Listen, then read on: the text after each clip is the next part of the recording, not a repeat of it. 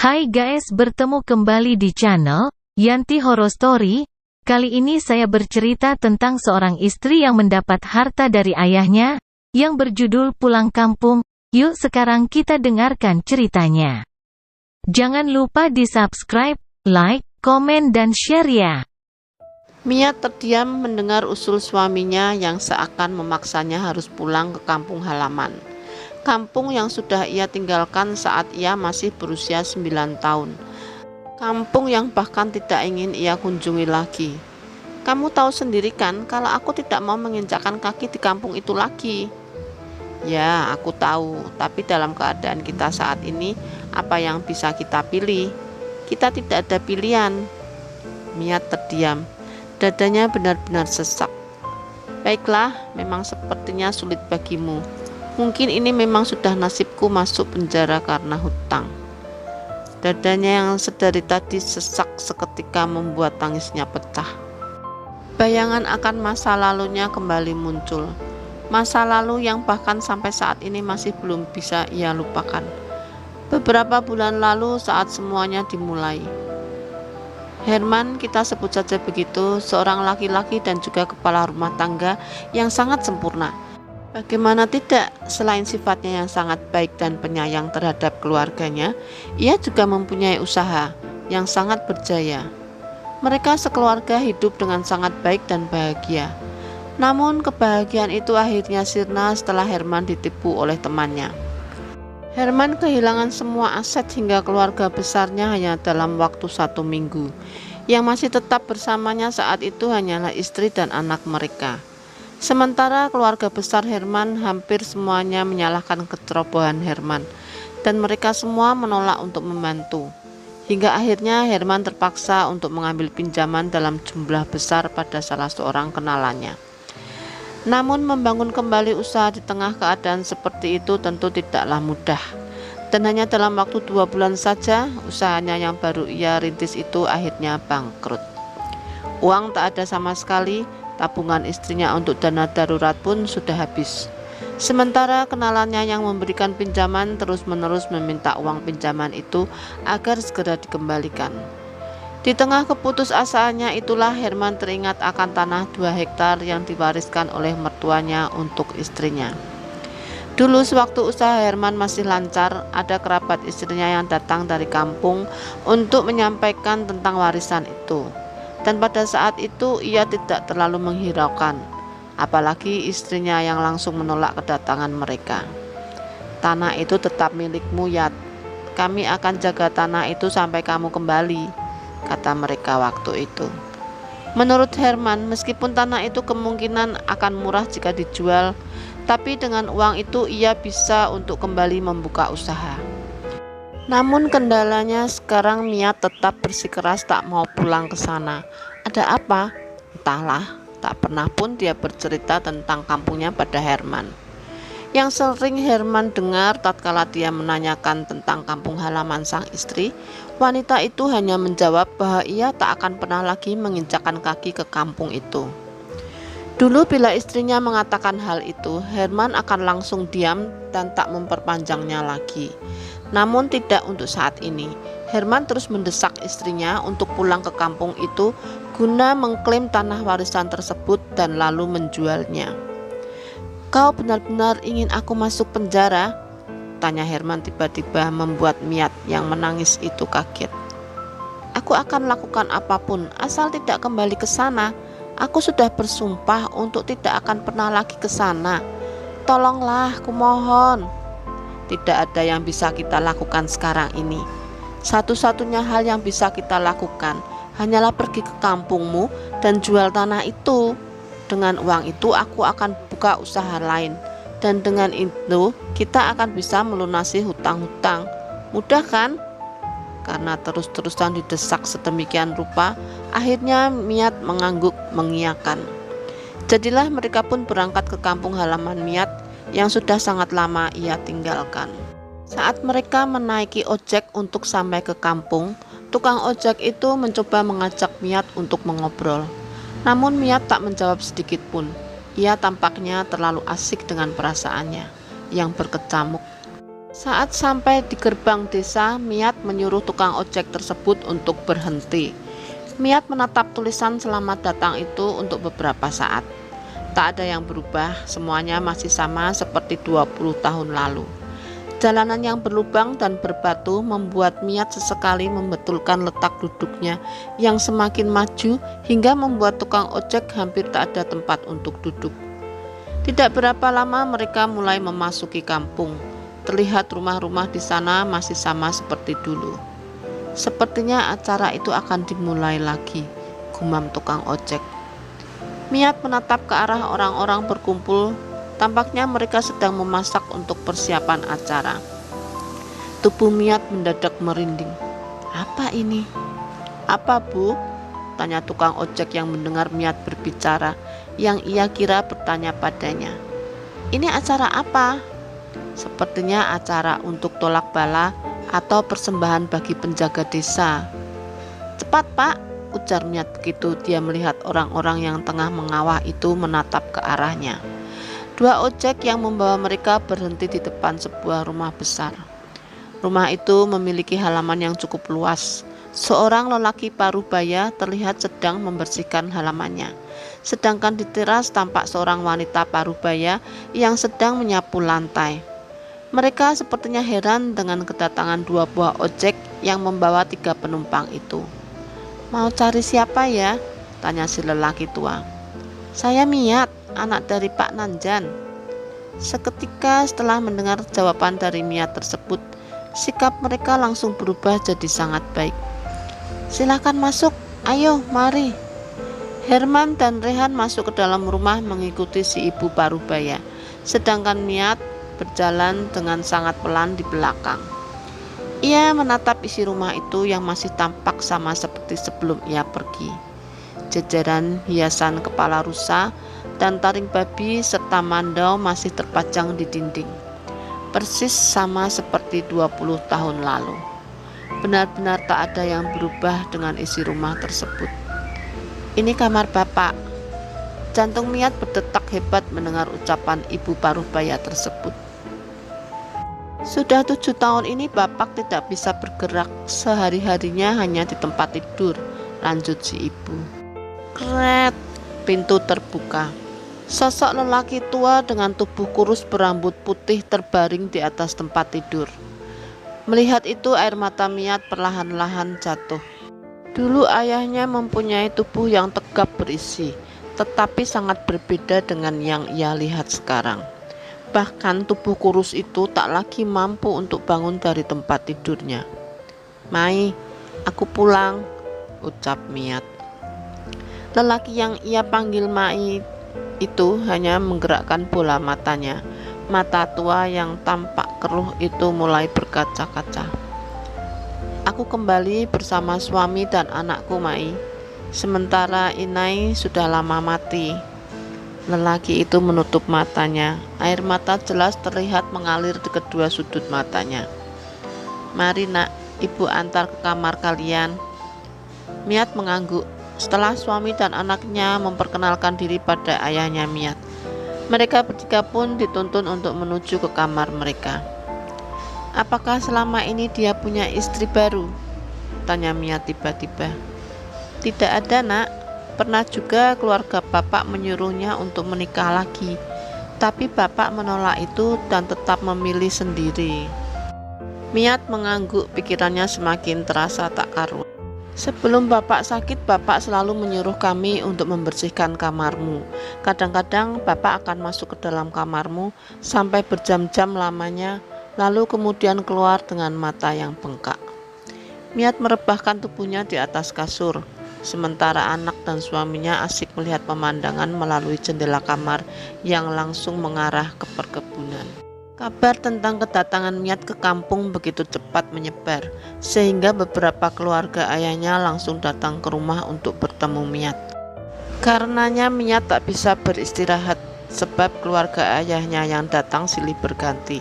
Sekitar pukul 11 malam barulah Miat bisa untuk beristirahat. Sementara anak dan suaminya sudah tertidur dengan sangat nyenyak. Namun sekitar pukul 3, Miat terbangun dari tidurnya sebab mendengar suara gemerencing di depan kamar. Saat ia bangun, terlihat sebuah siluet tubuh berdiri di depan kamar seperti memperhatikannya. Namun begitu Miat beranjak dari tempat tidur, siluet itu mendadak hilang. Miat melangkah keluar kamar dengan senter tua di tangannya. Listrik tidak ada di kampung itu. Merasa kalau yang tadi ia lihat hanyalah hayalannya saja, Miat lantas pergi ke dapur untuk mengambil air putih. Suara air yang dituang ke dalam gelas itu tiba-tiba membuat Miat merinding. Terlebih lagi suasana dapur yang remang-remang membuat Miat merasa kalau seperti ada yang sedang memperhatikannya. Di saat Miat sedang menatap ke sekeliling ruangan dapur, tiba-tiba, "Pergi!" teriak sosok yang sangat mirip dengan ayahnya itu. Gelas yang Miat pegang terlepas lalu pecah dan menimbulkan suara yang nyaring di tengah malam itu. Miat berlari keluar, ia tak peduli dengan kakinya yang baru saja terinjak pecahan kaca. Karena berlari dalam kegelapan, Miat tak menyadari kalau seseorang sudah menghadang langkahnya. Dan begitu Miat berlari, tubuhnya seketika terjatuh karena menabrak tubuh orang itu. Dan Miat mendengar suara gemerincing itu lagi, suara yang sama dengan yang membangunkannya tadi. "Tolong!" Miat menutup matanya. Ia sudah terisak ketika suara langkah kaki menghampirinya. "Tolong, pergi!" "Hei, ini aku Herman, suamimu. Tenang, tenang. Kamu kenapa?" Miat membuka matanya, dan benar saja yang sedang berada di dekatnya itu adalah suaminya. Miat langsung memeluk sang suami. "Kamu kenapa? Aku tadi kaget mendengar suara riuh di sini. Saat kulihat kau tidak ada di tempat tidur, makanya aku keluar, dan ternyata kamu sudah ketakutan seperti ini." "Aku melihat Amai. Dia di dapur. Dia juga ada di sini tadi. Dia memakai gelang itu. Dia memakainya lagi." "Jelaskan pelan-pelan biar aku paham, sayang. Apa kau bilang tadi? Amai? Hei, bukankah Amaimu itu di dalam kamar? Dia tidak bisa bergerak kan? Bahkan untuk bangun dari tempat tidurnya saja dia tidak mampu." "Kamu tidak percaya aku. Aku melihatnya sendiri tadi. Di dapur dia berteriak dan menyuruhku pergi." "Aku percaya kamu, tapi kali ini aku sulit untuk percaya, sebab aku tahu Amaimu benar-benar sakit. Dia tidak bisa bergerak dan tidak mungkin dia menyuruhmu pergi." "Aku benar-benar melihatnya." "Mungkin kamu kelelahan. Sebaiknya kita tidur. Siapa tahu besok keluargamu yang lain berdatangan lagi dan kau tidak akan bisa istirahat. Lebih baik malam ini gunakan waktumu untuk istirahat ya. Pikiranmu sedang lelah." Miat tak menjawab. Ia beranjak dan berjalan mendahului suaminya menuju ke kamar. Saat Miat sudah merebahkan diri di kasur, bayangan akan masa lalunya semasa masih tinggal di rumah itu pun kembali terbayang. Sampai-sampai Miat sulit untuk memejamkan mata. Keesokan harinya, ramai orang-orang lewat sambil menggendong babi hutan lewat di depan rumah. Nampaknya itu adalah sekelompok para pemburu. Namun ada yang aneh begitu mereka menatap Miat. Mata-mata pemburu itu sampai tak berkedip, bahkan mereka sempat berdiri untuk beberapa saat untuk melihat Miat. Padahal Miat bukanlah perempuan yang sangat-sangat cantik hingga bisa menghipnotis orang-orang dengan kecantikannya. Tapi ia tahu, tatapan itu bukan seperti tatapan tertarik atau kagum. Tatapan mereka tajam dan seperti menusuk. Merasa tak nyaman ditatap seperti itu, Miat pun lantas kembali masuk ke dalam rumah. "Apa mereka tahu siapa aku?" gumam Miat sambil menggigit bibirnya. "Nak, makanan sudah siap." Ketika Miat melihat berbagai menu yang disiapkan, ia terlihat diam untuk beberapa saat, hingga suaminya bertanya dan membuyarkan lamunannya. "Kenapa?" "Makanan ini sama seperti makanan yang kumakan sewaktu kecil dulu." "Kau pasti rindu ya dengan masa-masa kecilmu dulu." "Ah, pertanyaan seperti apa itu? Tentu saja kau rindu. Aku pun kadang-kadang juga bisa rindu dengan masa kecilku," ujar Herman tertawa kecil. Miat tak menjawab. Ia duduk dan mulai memakan makanannya. Rasa dari makanan itu pun masih sama persis dengan dulu. Acara kali ini tidak hanya untuk tolak bala, tapi juga untuk mendinginkan kampung untuk selamanya. Dan setelah ini kita tidak perlu lagi mengadakan acara tahunan, ujar seseorang yang berjalan di depan mereka. Wah, sepertinya kita datang di waktu yang pas ya sayang. Kita bisa melihat acara terakhir mereka nanti. Lagi-lagi Mia tak menjawab. Kau dengar aku? Hah? Apa? Kenapa semenjak tiba di kampung ini sepertinya kamu jadi seperti melamun? Melamun? Tidak, aku hanya teringat kembali masa laluku. Ya, semenjak tiba di sini banyak hal yang kemudian kembali menghadirkan bayang-bayang kelam itu lagi. Aku mulai ragu, apa aku masih bisa bertahan di sini? Semuanya benar-benar membuatku hampir gila. Maksudmu? Memangnya masa lalu seperti apa yang membuatmu sampai-sampai pergi meninggalkan kampung halamanmu sendiri, bahkan bertekad tak mau pulang? Selama kita berumah tangga, aku tak pernah bertanya tentang masa lalumu, karena aku takut kau akan terganggu dengan pertanyaanku. Tapi kali ini, aku benar-benar merasa harus mengetahui detailnya. Aku mohon ceritakanlah semuanya padaku. Miat menengadah matanya menatap burung kecil yang berterbangan di atas. Helaan nafasnya cukup membuat Herman merasa tak nyaman. Namun ia harus mengetahui tentang masa lalu istrinya. Apapun itu, ia siap mendengarnya.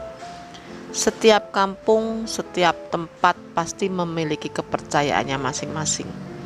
Dan di sini ada sebuah kepercayaan tentang bajang putih yang dipercaya warga merupakan jelmaan sang datu. Lalu apa hubungannya dengan masa lalumu? Bajang putih tidak selalu menampakkan diri. Dia muncul hanya bila ada musibah yang akan terjadi. Dia muncul sebagai pertanda bahwa akan ada sesuatu yang besar akan terjadi. Menurut tetua kampung, bajang putih mempunyai kekuatan. Dia bisa menghilang dalam sekedip mata. Tubuhnya pun kebal dengan berbagai macam sajam maupun tembakan. Oleh karena itu, kulit bajang putih sangat dicari orang dan akan mereka gunakan sebagai pegangan. Konon kulit bajang putih dipercaya untuk jimat tahan kebal, dan amaiku adalah salah satu orang yang berkeinginan mempunyai kulit bajang putih itu. Dan sebab ambisi gilanya itulah aku dan ibuku terpaksa pergi dari kampung ini. Cerita Mia terhenti. Dia menghela nafas berat, matanya mulai berair. Hanya itu? Miat menggeleng, namun ia belum melanjutkan ceritanya. Sepertinya ia benar-benar sukar untuk bercerita tentang masa lalunya itu. Amai dan dua orang temannya pergi memburu bajang putih itu. Berbulan-bulan mereka mencari namun tak ada hasil. Sampai akhirnya pada suatu hari, mereka berhasil menjerat bajang putih itu dengan jerat yang sudah disiapkan. Jerat dari tali yang membuat bajang putih tak bisa kabur. Aku ingat betul ketika Amai membawa bajang putih itu pulang ke rumah ini. Pada saat itu, inaiku sedang hamil tua. Sebelum bajang dikuliti, bajang putih tersebut menatapku dengan mengeluarkan air dari matanya. Aku tahu bajang putih itu menangis. Tapi aku tak bisa berbuat apa-apa. Dan sekitar 2 hari setelahnya, musibah besar terjadi di kampung ini. Air sungai yang tadinya hampir kering tiba-tiba saja meluap. Banjir besar terjadi. Banyak hewan ternak dan hasil sadapan karet yang hilang terbawa air. Semua warga tidur di atas rakit dan di saat seperti itulah ibuku melahirkan. Namun ada yang aneh dari bentuk adikku. Kakinya mirip seperti kaki bajang. Dan di bagian kepalanya menonjol mirip tanduk bajang yang hampir keluar. Gara-gara benjolan itulah ubun-ubun adikku pecah. Darah tak berhenti keluar waktu itu dan tidak berselang lama dia meninggal. Keluargaku panik sementara warga lain menyalahkan amaiku sebagai penyebab musibah itu terjadi. Mereka juga memaksa untuk menumbalkan aku sebagai pendingin kampung. Tapi amaiku bersikeras dan menolak menjadikan aku sebagai pengganti atas kesalahannya, meskipun mereka terus mendesak. Setelah musibah besar itu, ada beberapa warga yang berusaha menculikku diam-diam. Dan agar aku aman dari semua ancaman itu, Amaiku sampai menyantet mereka. "Amaimu dukun santet?" tanya Herman menyela cerita Miat. "Aku tidak tahu sejak kapan dia bisa melakukan itu. Yang pasti setiap warga yang pernah berniat untuk menumbalkanku tiba-tiba mati satu persatu. Setelah semua itu aku mulai dijauhi dan bahkan dibenci setiap aku lewat. Orang-orang pasti akan menatapku seolah akulah biang masalah itu. Rumah kami pun tidak lagi terasa tenang dan nyaman. Hampir setiap hari Anai dan Amaiku berkelahi, hingga sampai pada suatu hari Anaiku terluka oleh Amaiku yang mengamuk dengan parang. Aku histeris, berteriak menghentikan Amaiku yang mengamuk. Namun mereka seolah tak mendengarkanku. Aku ingat betul bagaimana tubuhku terlempar dan terhempas ke tiang yang ada di tengah rumah itu, disebabkan tendangan Amaiku. Keluargaku benar-benar hancur, dan malam itulah terakhir aku melihat Amaiku. Sebab saat itu juga aku diajak inaiku pergi, dan Amaiku sama sekali tak melarang. Kau bayangkan saja, kami pergi dari kampung ini dengan berjalan kaki, malam-malam, jalanan gelap, dingin, dan sesampainya di kota pun inaiku bingung ingin apa. Untungnya kami punya beberapa emas yang masih dipakai, dan dengan uang penjualan emas itulah kami bertahan hidup. Namun hidup di kota jauh lebih sulit dari apa yang pernah kami bayangkan. Apalagi dengan inaiku yang sama sekali tak punya kebisaan apa-apa. Kami akhirnya hidup melarat. Inaiku terpaksa mengambil upah dengan mencuci pakaian dan menjajakan kue-kue milik orang lain. Aku pun bekerja juga untuk menjajakan kue, dan hasilnya itulah yang kusimpan, setidaknya untuk kami membuka usaha kecil-kecilan agar inaiku tidak dimarahi orang lagi. Cerita terhenti. Ya Tuhan, aku tak tega mendengar cerita masa lalumu sayang. Maafkan aku. Itu hanya sebagian dari ceritanya. Masih ada beberapa cerita lagi yang tidak ingin aku ceritakan. Herman mengangguk lalu menggenggam tangan Miat. Kau tahu, selama kami di kota, hampir setiap tengah malam aku selalu mendengar suara gemerincing. Kata inaiku, itu adalah Amai. Dan di rumah ini aku kembali mendengar suara gemerincing yang sama. Padahal sudah sangat lama suara itu tidak pernah muncul lagi. Aku mendadak merinding meskipun sebagian ceritamu itu tidak bisa dicerna oleh akal sehatku, ucap Herman. Miat tersenyum sinis. Ia sudah menduganya. Tepat saat tengah malam, Miat mendengar suara ribut-ribut di luar. Namun suaminya masih tetap tidur dengan sangat pulas. Takut terjadi hal seperti malam sebelumnya, Miat pun memutuskan untuk tak beranjak dari tempat tidurnya. Namun semakin dibiarkan suara itu semakin menjadi. Malah sekarang suara yang tadi terdengar bergumam, kini kata-katanya semakin jelas. Dan kata-kata itu diucap berulang-ulang kali, membuat Miat semakin merasa tak nyaman. Bangun, kau tidak dengar suara orang ribut-ribut di luar sana? Suara apa sayang? Coba kau dengarkan. Sambil mengucak-ngucak matanya, Herman berusaha mendengarkan suara yang dimaksud oleh istrinya itu. Dan benar saja, dia mendengar suara itu. Namun Herman sama sekali tak paham dengan apa yang dikatakan mereka. Aku dengar, tapi mereka berbahasa lain. Aku tidak mengerti. Herman beranjak dari tempat tidurnya dan berjalan ke arah suara ribut-ribut itu. Ternyata di depan rumah sudah berdiri kira-kira 10 orang lebih yang terus-menerus mengatakan hal yang sama.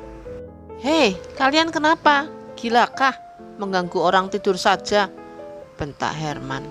Seolah tak mendengar perkataan Herman, orang-orang itu terus melanjutkan aksinya, yang berakhir membuat Herman hampir memukul salah seorang yang berdiri itu.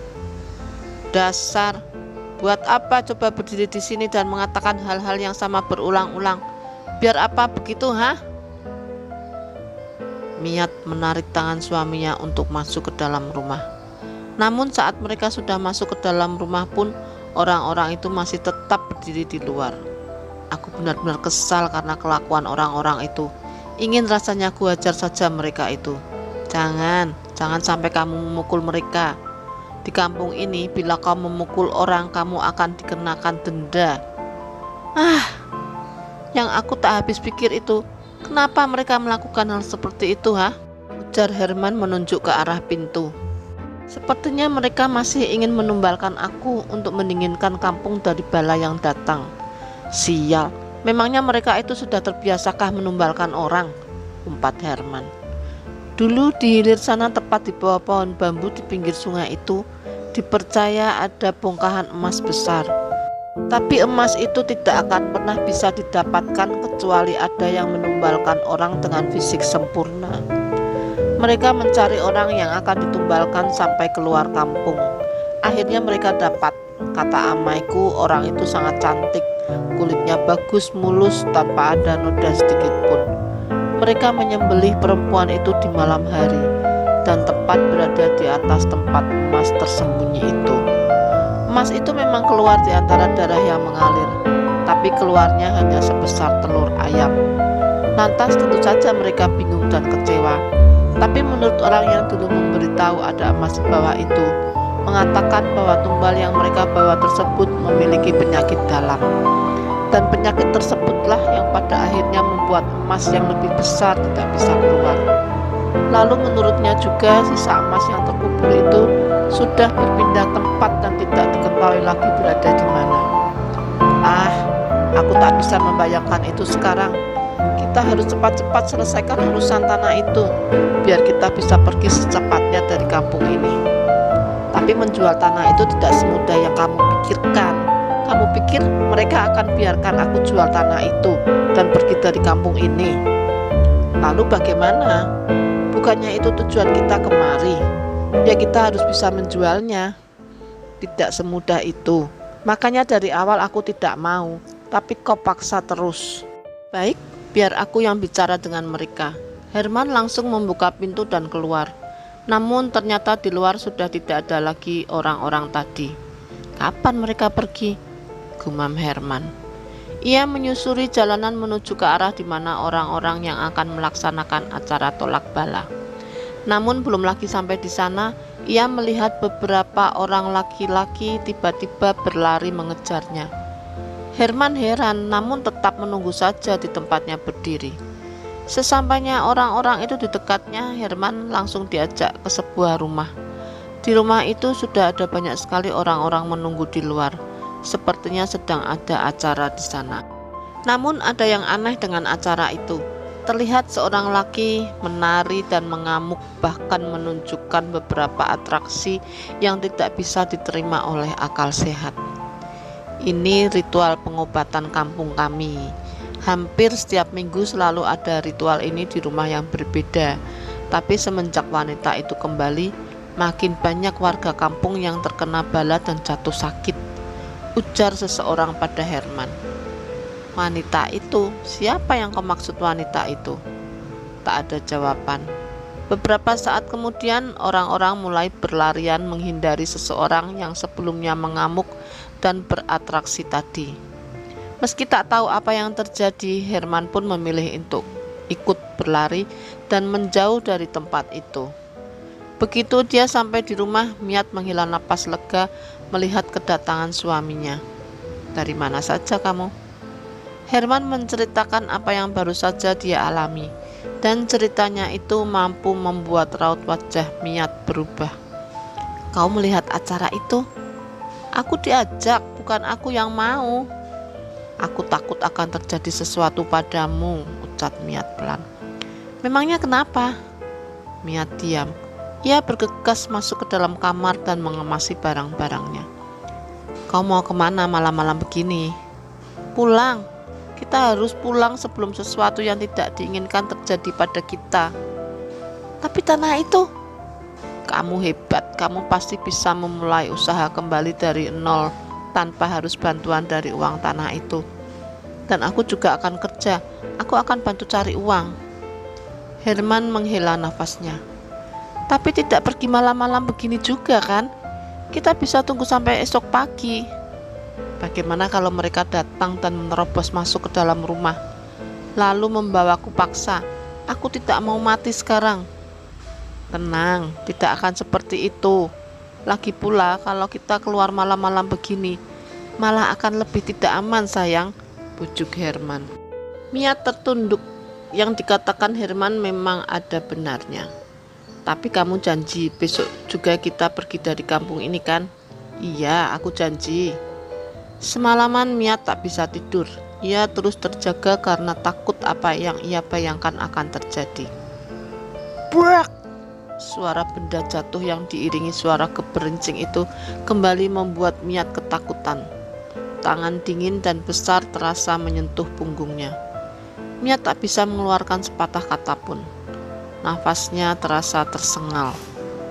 Miat anakku, ambillah kotak di bawah ranjangku.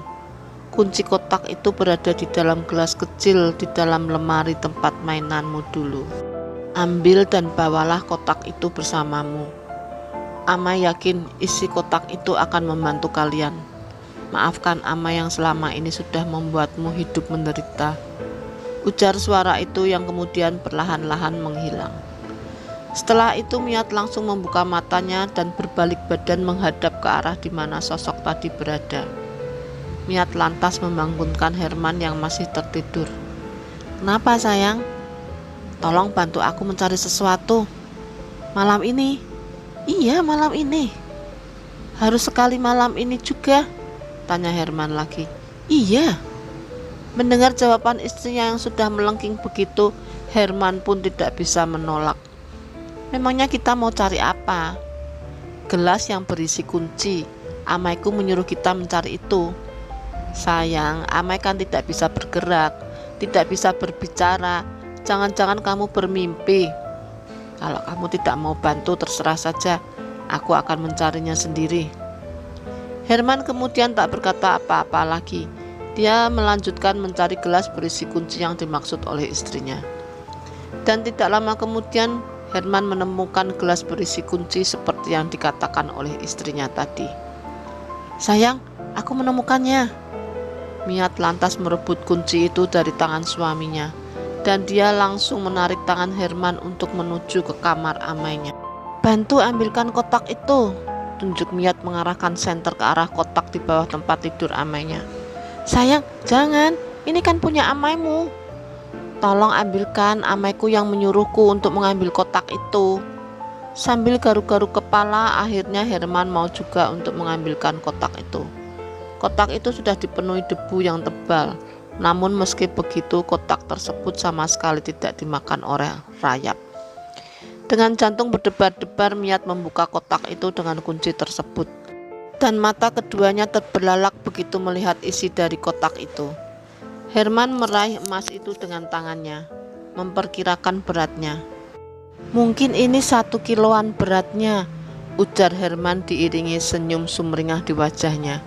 Namun sesaat kemudian senyum itu menghilang. Tapi ini bukan punya kita. Amai memberikannya padaku, pada kita. Amai bilang isi dalam kotak itu akan membantu kita. Kita boleh membawanya pergi. Mai, Amai mau ikut pergi bersama kami? Tanya Herman. Lelaki itu perlahan-lahan menggerak-gerakkan matanya ke kiri dan ke kanan, seolah mengisyaratkan bahwa ia tidak ingin ikut pergi.